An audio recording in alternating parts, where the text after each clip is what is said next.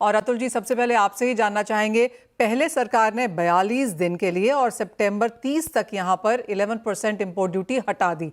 अब इसे बढ़ाकर दिसंबर तक कर दिया गया है। हम जानते हैं कि आप लगातार इसकी मांग भी करते रहे हैं और आपको बधाई हो, क्योंकि काफी समय से आप लगातार इसके बारे में बोलते रहे हैं। अब जब इसकी मियाद बढ़ा दी गई है तो कैसे देखते हैं, किस तरह के इंपोर्ट्स हम बनता हुआ देखेंगे मार्केट्स में, और क्या इंपैक्ट रहेगा इसके लिए हमारे एक्सपोर्ट की कॉम्पिटिटिवनेस को लेकर? जी, thank you Manisha ji for wishing us. देखिए, हम ये जो गवर्नमेंट ने ड्यूटी एक्सटेंड किया है, duty free cotton up to दिसंबर, उसका हम स्वागत करते हैं डिसीजन का। क्योंकि देखिए, टेक्सटाइल इंडस्ट्री बहुत टफ टाइम से निकल रहा है मनीषा जी। हमारे यहाँ अगर हम 15 साल का रिकॉर्ड देखेंगे तो इंडियन कॉटन आइस फ्यूचर से 2-3% डिस्काउंट पे मिलता था।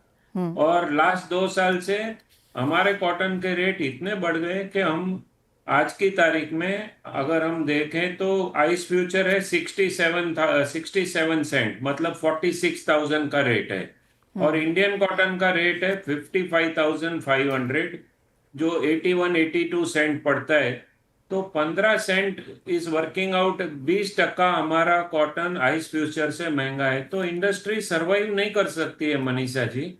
हमारा जब तो ये सस्ता इंपोर्ट मिलता है अगर वर्ल्ड में, तो वो गवर्नमेंट ने अलाउ किया कि अगर कहीं इंडिया से आपको सस्ता कॉटन मिल रहा है, आप इंपोर्ट करके इंडस्ट्री चलाइए। तो वो एक बहुत अच्छा डिसीजन है और बहुत अच्छे टाइम पे ये डिसीजन गवर्नमेंट ने लिया है। जी मनीषा जी। अतुल जी, तो कितना इंपोर्ट होता हुआ नजर आता है फिर आपको कॉटन का? इसका कितना फायदा मिलेगा नंबर्स के तहत? जी, देखिए मनीषा जी, हमें ऐसा लगता है कि जो हमारी सीजन 30 सितंबर को खत्म होने जा रही है, तो एक साल में अक्टूबर 2024 से सितंबर 25 तक 40 से 42 लाख बेल शिपमेंट आ जाएगा।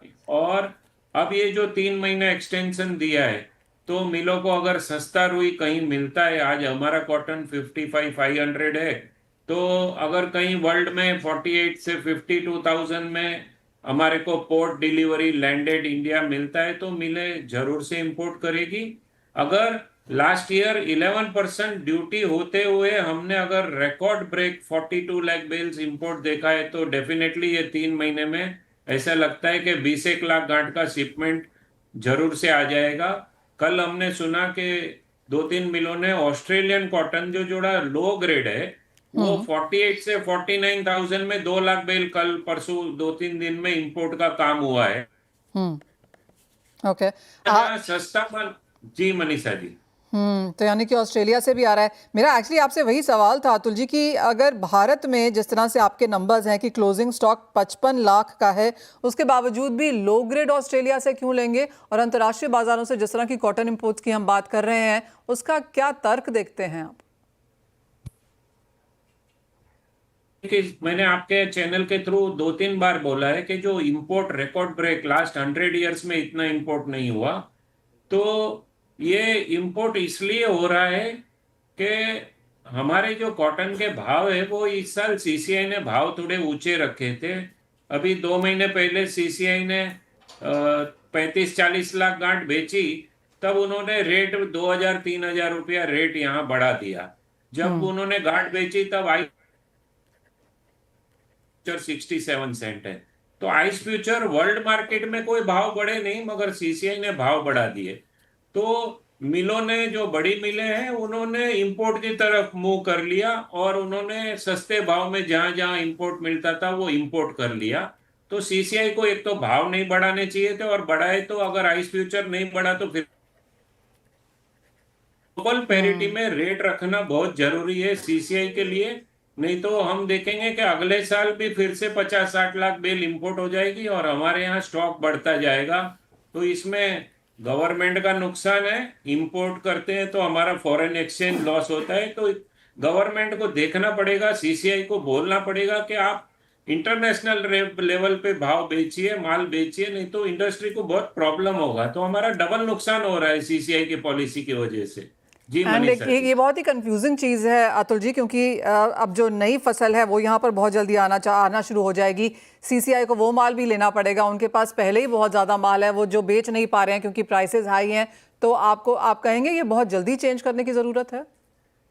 जी, अगर ये जो डिसीजन आया है और दिसंबर तक इंपोर्ट है करना है, तो अगर सीसीआई के पास ये जो 25-30 लाख बेल स्टॉक पड़ी है, वो अगर इमीडिएटली आज के आज भाव कम करके नहीं बेचेंगे तो फिर से इंपोर्ट आ जाएगी, और इंपोर्ट आएगा तो इंडिया में मिलों की खरीदी कम हो जाएगी। उसका दो प्रकार से सीसीआई पे फिर से प्रेशर आएगा कि नया क्रॉप 15 सितंबर से सीजन चालू होने जा रहा है। नया क्रॉप भी इंडस्ट्री वाले, हमारे कॉटन ट्रेड वाले 325-350 का क्रॉप, नया क्रॉप धार रहे हैं, तो ये भाव में तो जीनर्स तो खरीद ही नहीं सकता है, तो पूरा माल सीसीआई को लेना पड़ेगा। और सीसीआई के पास पहले ही 30 लाख गांठ अनसोल्ड है, 25-30 लाख गांठ, और कुछ 15-20 लाख गांठ जो बेची हुई है वो भी उठना बाकी है। तो सीसीआई पे बहुत प्रेशर आएगा, उनको ये माल बेच देना चाहिए। अगर वो माल बेच देंगे तो शायद थोड़ा भाव घटा देंगे, तो इंपोर्ट नहीं होवे वो भी हो सकता है। साथ ही साथ अतुल जी, आपने कहा 325 लाख बेल की नई फसल यहाँ नजर आती है। नई फसल की एज ऑफ नाउ कंडीशन कैसी है? इतनी सारी बारिश हुई है तो कुछ चिंताएं हैं यील्ड को लेकर?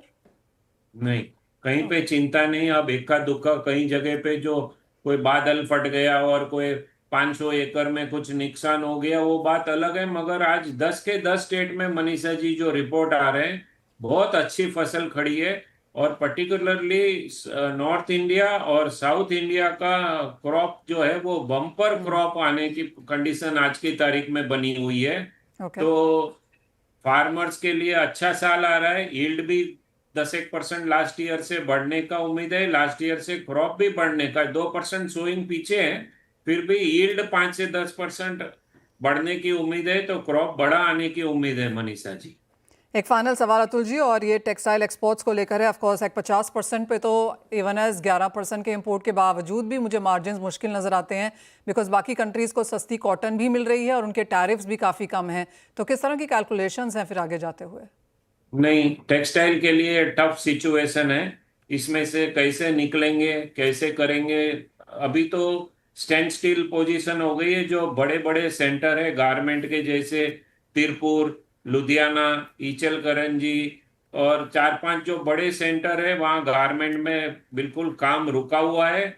उन्होंने यान लेना बंद कर दिया है, क्योंकि वो कपड़ा कहाँ बेचेंगे, किसको डिस्पैच करेंगे, वो जब तक पोजीशन क्लियर नहीं होगा तब तक वो यान नहीं खरीद रहे हैं। और यान नहीं खरीद रहे तो लास्ट 10 दिन में यान में 10 रुपया किलो निकल गए हैं, और ये रेट निकलने के बाद भी कोई बायर नहीं है यान में, और उसकी इफेक्ट कॉटन पे आती हुई दिखती है। तो कॉटन नहीं खरीदेंगे, तो सिचुएशन बहुत टफ है मनीषा जी। अब हम फिर से गवर्नमेंट की तरफ देख रहे हैं कि गवर्नमेंट क्या हेल्प करती है इसमें। और इंडस्ट्री को भी मनीषा जी, वैसे देखने जाए, पॉजिटिव देखने जाए तो इंडस्ट्री को 250 कंट्री ऐसी है जो क्लॉथ खरीदती है, गारमेंट्स खरीदती है। तो हमारी मार्केट, हमें नई मार्केट ढूंढनी पड़ेगी, मगर वो 2-3 महीने का टाइम लगेगा नई मार्केट मिलने में। सब ठीक होगा, मगर उसको 3 महीने लगेंगे। आने वाले 3 महीना थोड़ा सिचुएशन टफ होगा। हम समझते हैं कुछ यूएस से एग्रीमेंट कुछ हो जावे तो इसमें थोड़ा रिलीफ भी मिल सकता है, ऐसा दिख रहा है। एब्सोल्युटली अतुल जी, मुश्किल समय है, लेकिन सरकार ने कुछ कुछ कोशिशें यहाँ पर करनी शुरू की हैं। और जैसे आपने कहा, एक दरवाज़ा बंद होता है तो शायद 250 और खुलते हैं। जिस तरह से आपने कहा 250 कंट्रीज और यहाँ पर हैं, लेकिन वो काम करने के लिए अगले 2-3 महीने लगेंगे। तो वो एक थोड़ा सा मुश्किल का पीरियड इंडियन टेक्सटाइल इंडस्ट्री के लिए। अतुल जी, एज ऑलवेज बहुत शुक्रिया साथ जुड़ने के लिए और बहुत ही थैंक यू। विस्तार से हमारे साथ वो डिस्कस भी करने के लिए। वेल, एक लेबर